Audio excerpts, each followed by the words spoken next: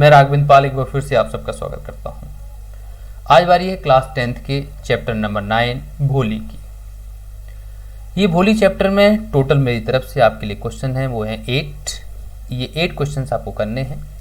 इसका वीडियो मैं already upload कर चुका हूं, अगर नहीं देख पाया तो ऊपर आई बटन पर क्लिक करके देख सकते हैं। चलिए शुरुआत करते हैं। अगर आपको नोट्स चाहिए ये सारे जो मैं आपको दे रहा हूँ तो आप डिस्क्रिप्शन में क्लिक करके खरीद सकते हो।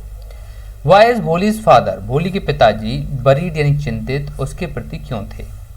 तो Bholi's father was worried about her, भोली के पिताजी उसके लिए चिंतित थे। Because out of his 7 children, क्योंकि 7 में से जितने 7 बच्चे थे उनमें से केवल भोली ही ऐसी थी जिसकी ना तो शक्ल अच्छी थी और ना वो इंटेलिजेंट थी। नोबडी वुड मैरी हर, और उनको डर था कि कोई भी ऐसी शादी नहीं करेगा। क्लियर।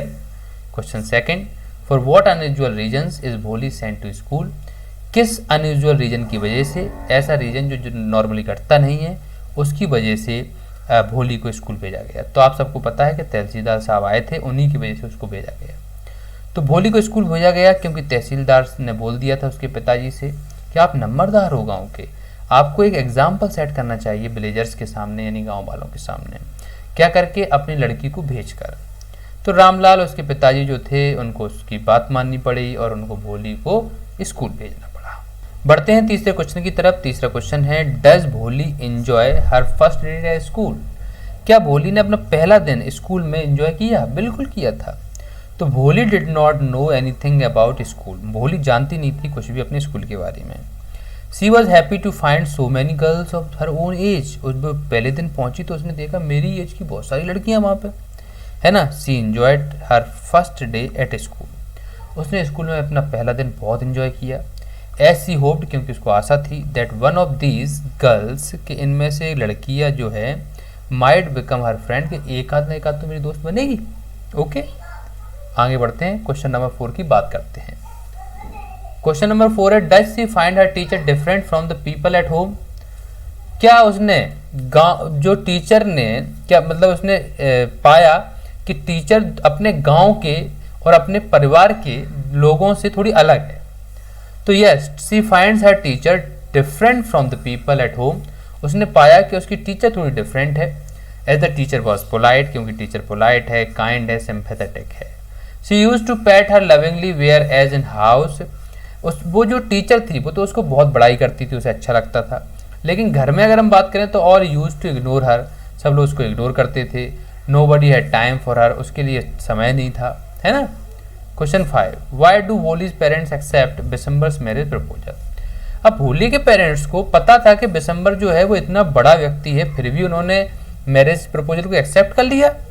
तो Bholi parents accepted Bishambar's marriage proposal because he was a rich man, क्योंकि वो एक अमीर व्यक्ति था।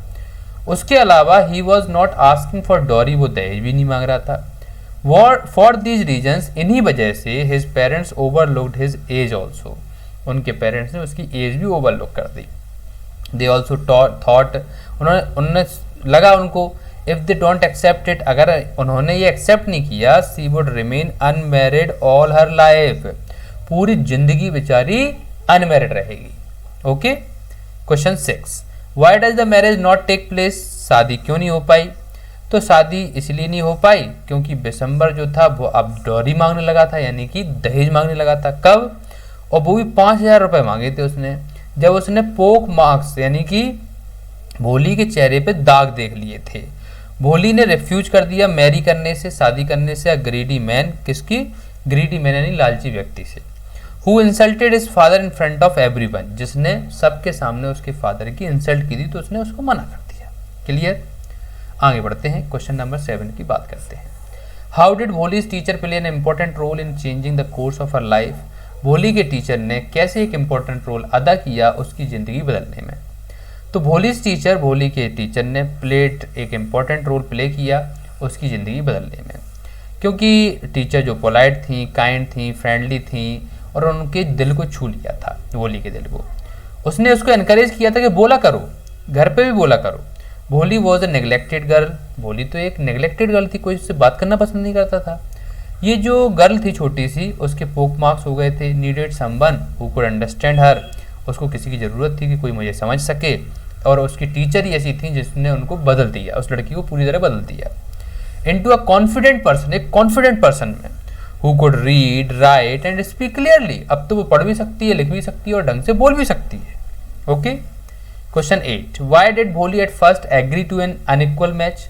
भोली जो है पहले तैयार क्यों हो गई विशंबर से शादी करने के लिए, जबकि कोई मैचिंग नहीं हो रही थी वहां। तो वो बहुत बड़ा था, भोली बहुत छोटी थी, और पहले तो तैयार हो गई, उसके बाद उसने रिजेक्ट किया, ऐसा क्यों? और ये चीज हमें क्या दिखाती है, क्या बताती है? तो देखिए, Bholi at first agree to an unequal match, Bholi पहले तैयार हो गई because the proposal had come from a rich man, क्योंकि प्रपोजल जो है वो रिच मैन की तरफ से आया था।